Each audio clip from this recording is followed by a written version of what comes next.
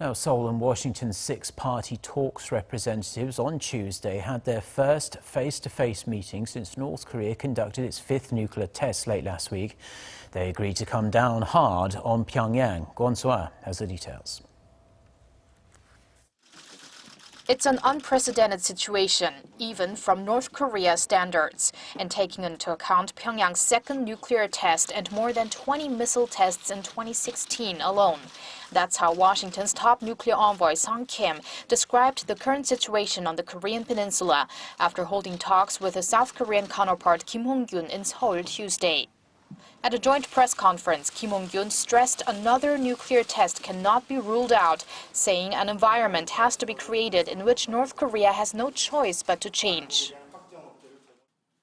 South Korea and the U.S. have agreed to use all possible methods to put more pressure on North Korea. The two officials agreed to work on new initiatives that can also include trilateral-level measures with Japan.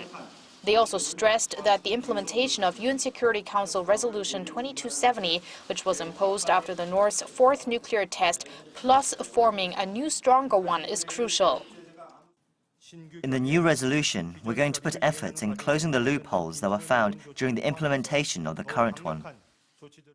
For that, the two envoys emphasized the need for close cooperation from Russia and, most importantly, North Korea's closest ally, China. China has been very clear that they understand the need for a new Security Council resolution in response to the latest nuclear test.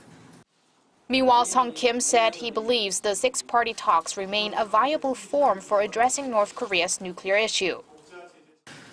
Frankly, I don't think it's really a question of different formats. I think it's a question of North Korean intentions and commitment.